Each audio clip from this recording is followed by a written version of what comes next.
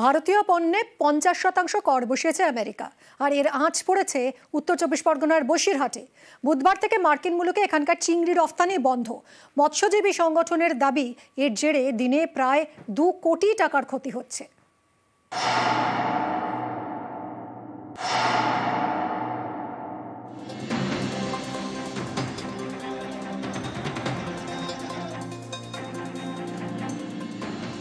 লাভের মুখ দেখায় চিংড়ি, রপ্তানি হয় বিদেশে। বড় খদ্দের আমেরিকা, সেই আমেরিকায় ভারতীয় পণ্য রপ্তানিতে 50% ট্যাক্স চাপিয়েছে। এর জেরে বসিরহাট থেকে মার্কিন মুলুকে চিংড়ি রপ্তানি বন্ধ। মাথায় হাত মাছ ব্যবসায়ীদের। বাজারে যে 50% 50% যেটা ট্যাক্স বাড়িয়েছে, বিদেশে আমরা এটা পাঠাতে পারছি না। এই জন্য আমরা কোনো রকম মাছ আমরা সাপ্লাই করতে পারছি না, বা এক্সপোর্ট করার জন্য প্রচুর রেটের উপরে সমস্যা হয়ে গেছে। উত্তর চব্বিশ পরগনার বসিরহাট, এখানকার বিভিন্ন জায়গায় চিংড়ির চাষ হয়। কোথাও বাগদা, কোথাও গলদা। এই সব চিংড়ির বেশিরভাগটাই বিদেশে রপ্তানি হয়। ইংল্যান্ড এবং আমেরিকায় ভালো কদর। বসিরহাটের মৎস্যজীবী সংগঠনের দাবি, দিনে প্রায় 1000 টন চিংড়ি যায় আমেরিকায়। সেটা বন্ধ হয়ে যাওয়ায় রোজ প্রায় 2 কোটি টাকার ক্ষতি হচ্ছে। সব মিলিয়ে প্রায় 5000 জনের কাজ হারানোর আশঙ্কা তৈরি হয়েছে। আমেরিকা মাছ না নেওয়ার কারণে বা শুল্ক চাপানোর কারণে ইউরোপের দেশগুলো তারাও এই সুযোগ নেওয়ার চেষ্টা করছে, বা আমাদের পার্শ্ববর্তী দেশ চায়না, জাপান, যেখানে মাছ সাপ্লাই হয়, তারাও এই সুযোগ নেওয়ার চেষ্টা করছে। যার ফলে মাছের ব্যবসা, বিশেষ করে চিংড়ির ব্যবসা এবং সিফুড সমুদ্রের মাছের ব্যবসা অত্যন্ত তেলানিতে এসে গেছে, এবং মাছ ব্যবসায়ীরা আগামী দিনে খুবই বিপর্যস্ত হয়ে উঠবে বলে আমরা মনে করছি। বসিরহাট থেকে অনুপম সাহা, নিউজ 18 বাংলা। ভূগর্ভস্থ জলস্তর নামছে, আর এর জেরে বারাসাতের বিভিন্ন এলাকায় গরমকালে খাবার জলের অভাব দেখা দেয়। এই সমস্যা মেটাতেই এবার পদক্ষেপ।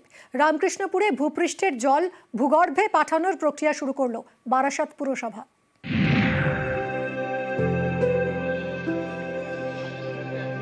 রাস্তার একধারে খোঁড়া হয়েছে নিকাশি নালা। মাটিতে গর্ত করে লম্বালম্বি ভাবে বসানো হয়েছে বেশ কয়েকটি লোহার পাইপ। পাইপগুলির মুখ চারকোল দিয়ে বন্ধ। এই পথেই ভূপৃষ্ঠের জল পৌঁছবে ভূগর্ভে। উত্তর চব্বিশ পরগনার বারাসাত, এখানকার বিভিন্ন এলাকায় গরমকালে ঠিকমতো খাবার জল পাওয়া যায় না। এই জল সমস্যা মেটাতে ভূগর্ভের জলস্তর বাড়াতে চাইছে বারাসাত পুরসভা। আপাতত 13 নম্বর ওয়ার্ডের রামকৃষ্ণপুর এলাকায় কাজ শুরু হয়েছে। এই উদ্যোগটা মানে অকল্পনীয় আর কি। যদি আমাদের এই জিনিসটাই ভালো হয় আর কি, তাহলে প্রত্যেক বাড়ির ক্ষেত্রেও ভালো, জল অপচয় না হোক, রিসাইকেলিং হয়ে যায়, যদি আমাদের কাজে লাগে, সেটাই আমাদের কাছে সব থেকে বড় কথা। নিকাশি নালার নিচে বসানো পাইপ দিয়ে ঢুকবে জল। পাইপের মুখে রয়েছে চারকোলের ফিল্টার। জমা জল হোক কিংবা নিকাশি নালার জল, চারকোল ফিল্টার হয়ে পাইপ দিয়ে জল পৌঁছে যাবে মাটির নিচে। পরে এই ভূগর্ভস্থ জল ব্যবহার করতে পারবে পুরসভা। পরিবেশের ভারসাম্য রক্ষার জন্য আমরা বারাসাত পৌরসভার পক্ষ থেকে সর্বদা সচেষ্ট। এই যে ড্রেন, সব জায়গায় তো কংক্রিটের জঙ্গলে মোড়া হয়ে যাচ্ছে, মাটি থাকছে না। সেই জলটাকেও যাতে কাজে লাগানো যায়, সেই জন্যই আমরা ড্রেনের বেসের 10 থেকে 12 ফুট অন্তর 6 ইঞ্চি করে মাটির ভেতরে পাইপ ঢুকিয়ে দিয়েছি। জলটা খানিকটা পরিশ্রুত হয়ে ভূগর্ভে পৌঁছবে। ক্যামেরায় শাম্য গোস্বামীর সঙ্গে জিয়াউল আলম, নিউজ 18 বাংলা। সূর্য ডুবলেই অন্ধকার। 30টা বছর কেটে গিয়েছে এভাবেই। মহেশতলার দৌলতপুর গোষ্ঠতলার 6টা বাড়িতে এই প্রথম ফুটল আলো। সরকারের পদক্ষেপে বিনামূল্যে পৌঁছল বিদ্যুৎ।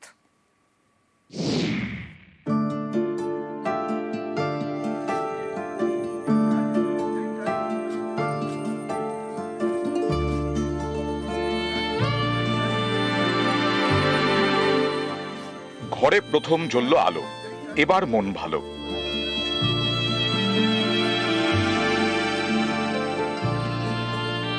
মহেশতলা পুরো এলাকার দৌলতপুর গোষ্ঠতলা। মূল রাস্তার থেকে প্রায় 2 কিলোমিটার ভেতরে, চারিদিকে আগাছা, মাঝখানে 6টি বাড়ি অন্ধকারে। 30 বছর পর বৃহস্পতিবার সন্ধ্যায় প্রথমবার আলো জ্বলেছে। 6টা বাড়ি এতদিন কারেন্ট ছিল না, এই 30 বছর পর কারেন্ট এলো। আমরা ওই হারকিনের আলোয় মোমবাতি জেলে এরকম ভাবেই থাকতাম। আনন্দিত হয়েছি যে আমাদের ঘরে আলো জ্বলবে বা রাস্তায় আলো জ্বলবে।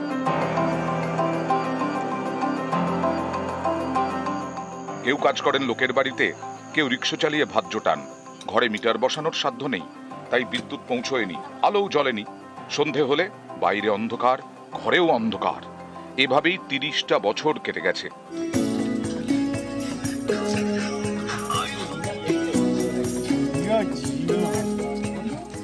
সম্প্রতি যোগাযোগ করা হয় প্রশাসনের সঙ্গে, তারপরেই পদক্ষেপ। সরকারি উদ্যোগে বিনামূল্যে ইলেকট্রিক লাইন করে দেওয়া হয়েছে। 30 বছর পর ফুটেছে আলো। আমি প্রথম অভিষেককে জানিয়েছি, ফোন করেই জানিয়েছি। গোপাল শাহ আমাদের এই রাস্তার মধ্যে দেখে গেছে। সিএসসির যে পরিমাণ অর্থ বিল আসছিল সেটা ওই পরিবারগুলোর পক্ষে সম্ভব ছিল না সেই বিলটা পেমেন্ট করে সে বিদ্যুৎ সংযোগ করা। টেকনিক্যাল কারণও কিছু ছিল, জল জমেছিল বলে কাজটা হয়নি। কদিন শুকনো হওয়ার ফলে রাস্তাটা শুকনো হয়েছে, আজকে সেই লাইনটা আমরা তাদের বাড়িতে পৌঁছে দিয়েছি। মহেশতলা থেকে সমীর মণ্ডল, নিউজ 18 বাংলা।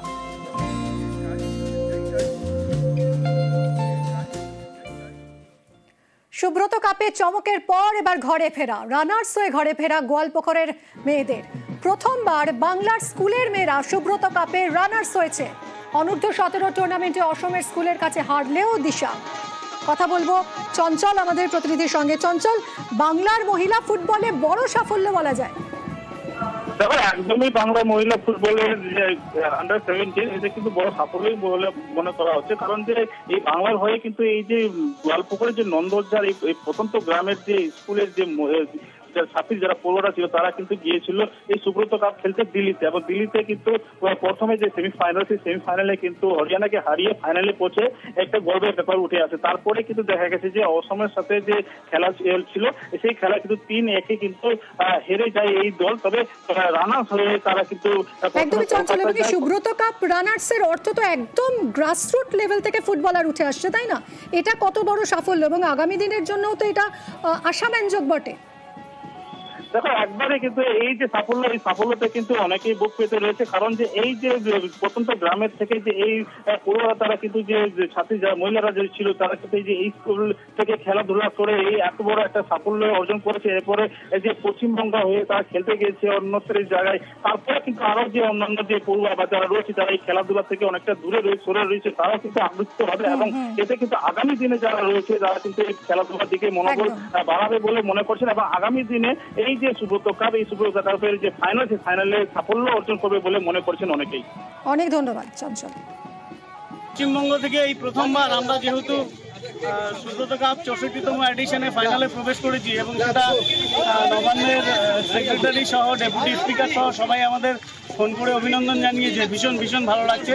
তবে শেষ কথা, যে মেয়েদের যে ফাইনাল ম্যাচটা ছিল সেটা আমরা জিততে পারতাম, আমাদের 2-1টি ভুলের কারণে আমরা সেটা জিততে পারিনি। তবে আশা করি ভবিষ্যতে এই ভুল থেকে শিক্ষা নিয়ে আমরা আবার এগিয়ে যাওয়ার চেষ্টা করব। ফাইনালে হারলেও কিন্তু গোয়ালপুকুরের প্রত্যন্ত গ্রামের মেয়েরা দেখিয়ে দিল ফুটবলের মাঠে তারা কারো থেকে কম নয়।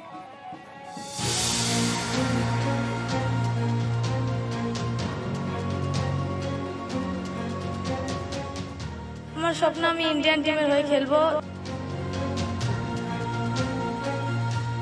আমাদের গ্রাম ছোট্ট একটি গ্রাম, সেই গ্রামের নাম উজ্জ্বল করে বড় কিছু করে এগিয়ে যাওয়ার চেষ্টা করব। সবাই বলতো যে গ্রামের মেয়ে তুই ফুটবল খেলতে যাবি, হাফ প্যান্ট পরে বাইরে যাবি, কেন যাবি, এসবই সবাই বলতো।